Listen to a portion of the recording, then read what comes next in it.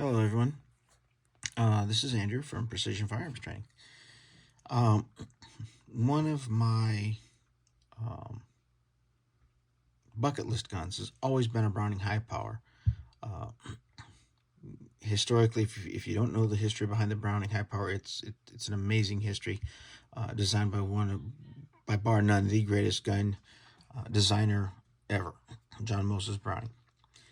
Uh, the problem that I had with this firearm was that to buy a Browning, you're looking in the 1800s or more, if you can find one. So a couple years ago, Browning and FN out of Belgium decided that they were going to let the patent lapse on this firearm. So there's a couple. I think there's several companies that picked it up, but there's two major ones that most people are looking at right now. First one is Springfield Armory, and I believe they're branding that as the SA35. This particular one was made by a company called Girsan. It is imported through EAA out of Florida. Um, some of the things that I've watched on other videos in that showing the similarities between the Springfield and the Girsan. Before I get any further, I might as well explain. The Girsan is actually made in Turkey. But please, please, please do not let that fool you. Um, so I'd watched several videos on these, several reviews. I called some fellow gunsmiths who have had a chance to have their hands on both of them and do repairs. A couple of things have come out in those conversations. One, believe it or not, Girsan is making a better quality copy of the pistol than Springfield is. The parts are lasting longer. It's just more of a better feel. The second thing is that Springfield Armory has incorporated a few parts into their model, which are proprietary, meaning that the only place that I'm going to get those parts is through Springfield Armory. The Girsan, on the other hand, is a 100% clone. I watched a video out there on YouTube where this guy changed parts out of this Girsan with parts from a Browning, and he fired both. Then he took them both back apart. Then he switched the parts around. He fired them both again. He did this for about 40 minutes. No change in grouping, no malfunctions, no nothing. Worked absolutely perfectly. I guarantee you, if you pick this firearm up and you're blindfolded and you're familiar with the Browning, you'll swear to God you're holding a Browning. With that being said, it's also got the same problem that Browning had, that when I remove my magazine, just so we're all aware, this is empty as well, that when my magazine is removed and my slide is forward, I cannot depress the trigger and have the hammer drop. The story goes that was it was designed specifically for if somebody was in combat or they were law enforcement or whatever, if they got to a fight, if they would hit their magazine or their magazine release, it would pop the magazine out a little bit and it would keep the pistol from firing. Bad guy can't shoot him. In today's tactics and such, we teach things like tactical reloads now, where if I am slinging lead with somebody, I fire a few rounds, I'm going to break cover, and I'm going to move to a more advantageous position. I'm not going to want to do it with a partial magazine. So with a round in the chamber, I'm going to retrieve my fresh magazine. I'm going to drop this magazine with partial loads in it, hanging onto it, and then insert a fresh magazine. Take that partial magazine, tuck it in my pocket, whatever. The problem with the magazine disconnect is if I'm doing that and the bad guy jumps up at me and I pull the trigger, nothing is going to happen. So it went from a great idea to protect the bearer of the firearm to actually being a possibly fatal flaw. What's really interesting about it is this right here, this little piece in the spring. That's it. That's the disconnect. So this spring would be inside your trigger. This piece here would push up against your magazine. When there's no magazine in it, it would push back. It'd be empty, and it would allow, if I can get a good picture of it, see how there's a depression there, little cutaway? It would block the trigger.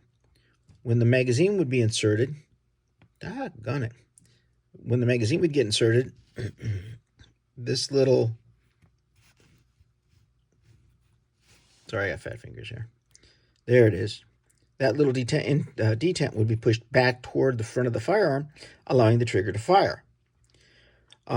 This did two things. One, it made a hell of a trigger pull, and two, the magazines would not drop free from the firearm because it was pinched up against them.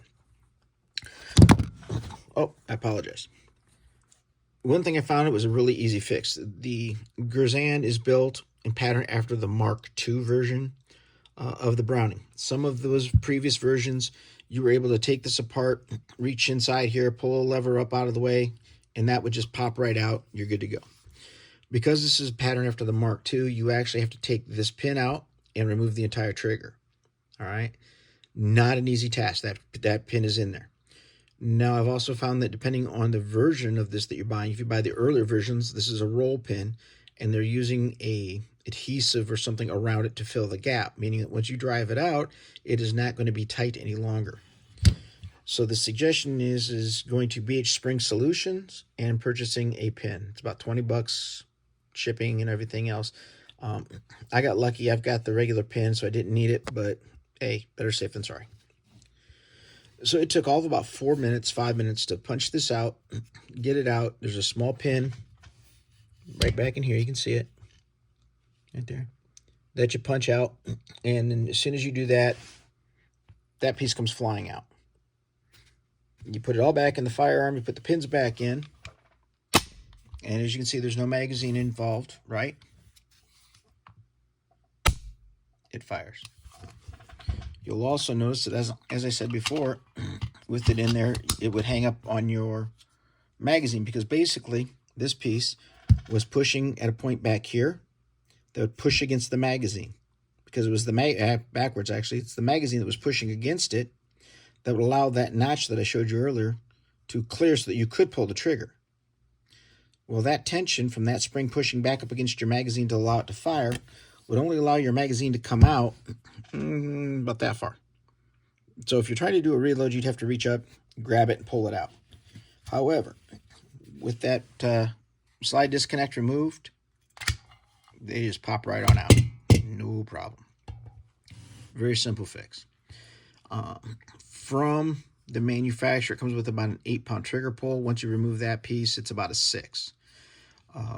That's the only work I've done to this. I took it out, put about 100 rounds through it the other day. Honestly, I don't think I could have missed the target if I wanted to. I had absolutely no malfunctions. None. Zero.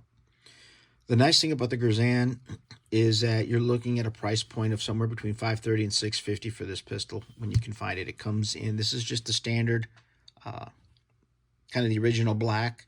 They make one that is flat dark earth. They make one that is two-tone. They make one that's tactical. So there's a couple different versions you can get, and the price will vary. Again, the nice thing about this is, and one of the things I'm going to be doing in the future is replacing my plastic grips with a pair of actual redwood Browning grips because I think it'll look pretty tight. But that's one reason I like this particular one over the Springfield. Basically, if it's a Browning high power piece or a part, I can put it in this pistol and make it work. So if you're looking for high power, you like the style of firearm, and you want a good quality one that's going to really perform for you and is not going to break your bank, this is it. I can't tell you how happy I am to have had the chance to get this. I plan on going out tomorrow and putting about another 100 rounds through it. It's just an amazing pistol. Okay. If you have any questions about it, or you want to know more about what we've done to it, repairs, breaking it down, cleaning it, accuracy, things like that, because I do have pictures of that, look us up on our Facebook page, Precision Firearms Training LLC. Send me a message. I'll do what you can. Like I said, it's a new firearm on the market. I'm learning as we go, but it is definitely worth your money. Take care, everybody. Make sure that you stay safe and shoot straight.